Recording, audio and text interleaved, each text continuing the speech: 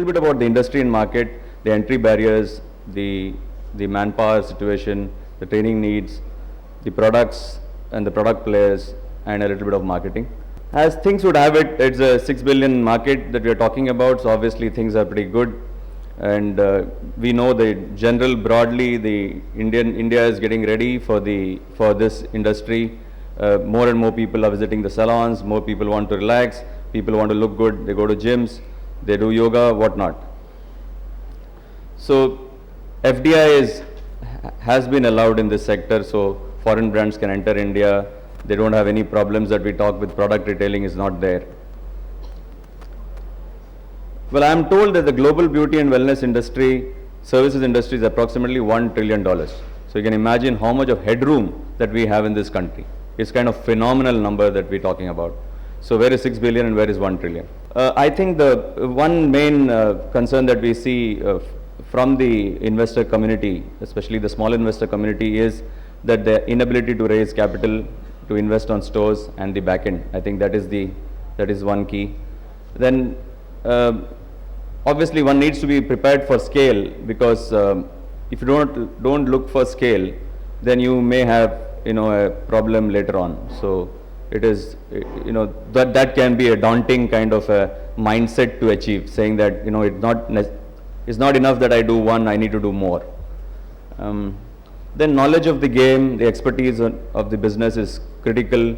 If you don't have it, then you'll have to obviously go to a franchise and kind of get to acquire that skill before you can kind of run on your own. Luckily for us, there's no sticky regulations at the moment.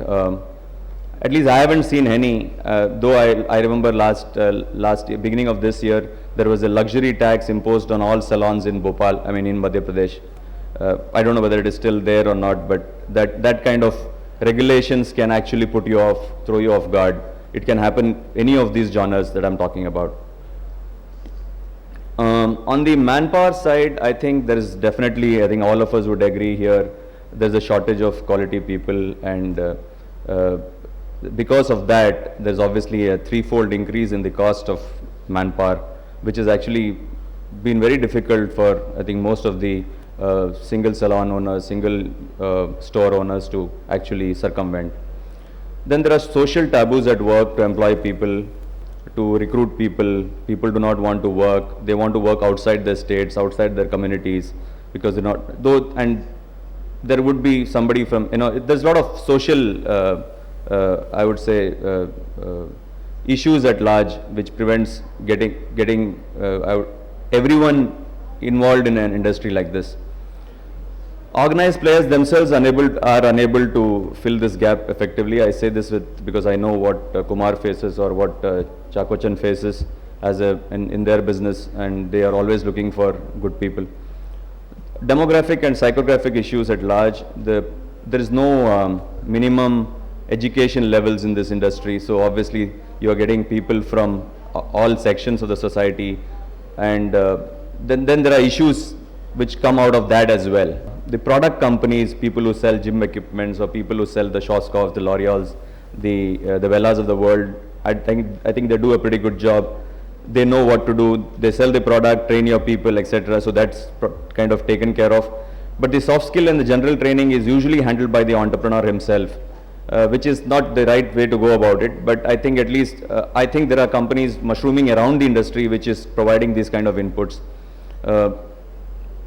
Issues of retention is a big dampener for the small players, because you may train the person, work with him, provide him the necessary input, etc., but then the person kind of takes off to some other work somewhere else. So this can be, and all the investment actually comes to a naught. On the product side, I think there are established supply chains. 10 years back it was different.